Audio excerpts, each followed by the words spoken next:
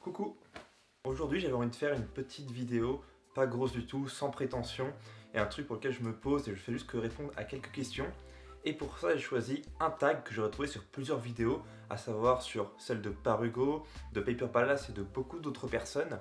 Il me semble que c'est un tag qui avait été à la base créé par Alexia, si je ne me trompe pas, de la petite vie d'Alexia, donc je crois ne pas me tromper d'ailleurs.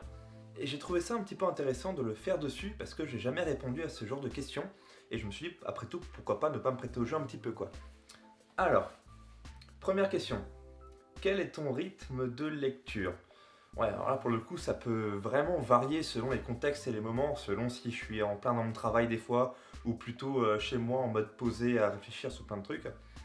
En général, je dirais que mon rythme de lecture, c'est 2 à 3 heures par jour, à peu près.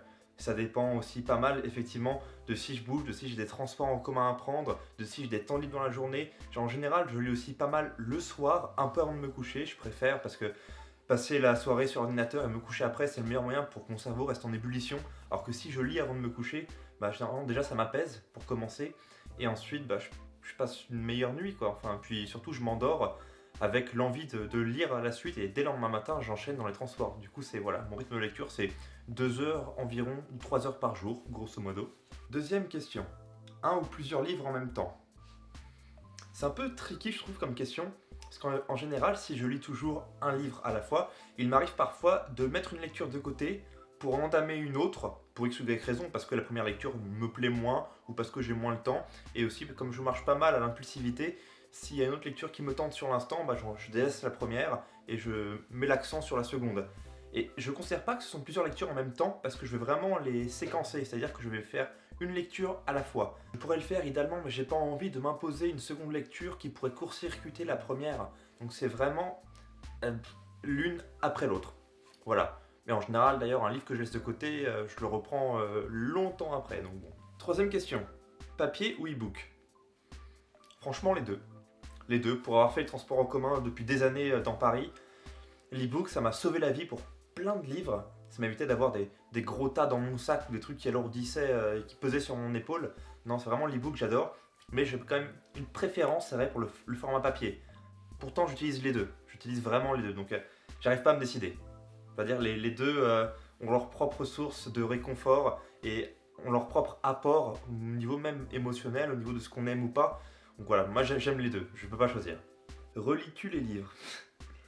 Oui, je relis les livres. En particulier, je pense que ceux que j'ai dû le plus relire, ça doit être les Harry Potter quand même. Ouais, c'est clairement les Harry Potter. Après, il y a pas mal de livres de Stephen King que j'ai relus, mais parce que je les avais lus quand j'étais beaucoup plus jeune et je les relis maintenant. Et ça me fait pas la même chose maintenant, en plus je trouve ça encore plus fort que quand j'étais plus petit. Mais les Harry Potter, je trouve que c'est assez intemporel. Donc voilà, je les ai pas mal relus. Bon, maintenant je vais arrêter de les relire. Mais oui, je relis des livres, ça m'arrive. Même si je connais certains tournants scénaristiques, même si je connais certains rebondissements, ça ne va pas m'empêcher d'avoir autant de plaisir à la relecture. Je sais que beaucoup de gens sont freinés par cet aspect justement du fait de ne pas découvrir et de tout savoir, mais j'avoue que ça ne me rebute pas plus que ça. Quel genre de livre lis-tu principalement? Je pense que je suis quand même pas mal orienté adulte, young adulte, dans la fantasy et le fantastique. Maintenant, bon, j'ai des horizons assez élargis, je lis un peu de romance, je lis du policier, je ne peux pas non plus me voiler à la face, et c'est vrai que malgré tout, ça reste majoritairement de la fantasy, quoi. Je peux pas mentir là-dessus. Donc bon, voilà. Et de l'horreur. J'adore aussi les livres d'horreur, pour ça notamment je pense à Stephen King qui m'a pas mal entraîné dans ce domaine-là, donc bon, mais fantasy, avant tout. Quel est ton rapport avec ta palle? C'est simple, ma palle, je la fais une fois par an. C'est quand je vais aux Imaginales et que je reviens avec une pile comme ça de livres. Généralement, j'achète quand j'en ai envie, donc c'est vraiment sous le coup de l'impulsivité. Je suis assez compulsif à ce niveau-là. Je vois, j'achète, je prends. J'entasse pas beaucoup parce qu'en général, quand j'achète un livre, ça veut dire que j'ai envie de le lire tout de suite et j'ai pas envie d'attendre des mois après d'autres tomes. Et c'est pour ça qu'il y a des livres que j'ai achetés aux Imaginales de 2017 qui sont encore dans ma palle, donc dans ma pile à lire, alors que bah, il y a des livres que j'ai achetés il y a genre 3 semaines que j'ai déjà lus là. Donc c'est vraiment, ça dépend vraiment quoi. En fait, j'entretiens pas réellement de palle. Je suis plutôt vraiment lecture directement quand c'est spontané. Je prévois pas pour telle période, je vais lire ça, ça, ça, et ensuite peut-être que je vais lire ça et ensuite autre chose. C'est vraiment, ça dépend vraiment. C'est voilà, j'ai un rapport avec ma palle qui est du coup très sain, parce que j'accumule pas au fur et à mesure et je suis pas en attente et je suis pas en train de me ronger les sangs, en train de me dire qu'est-ce que je vais lire après quoi, c'est qu'est-ce que je entame, lequel je choisis, non c'est vraiment j'ai envie de lire tel genre de livre, bah je prends celui-là, voilà, pof, je me prends pas la tête. As-tu déjà eu une panne de lecture, que fais-tu pour en sortir?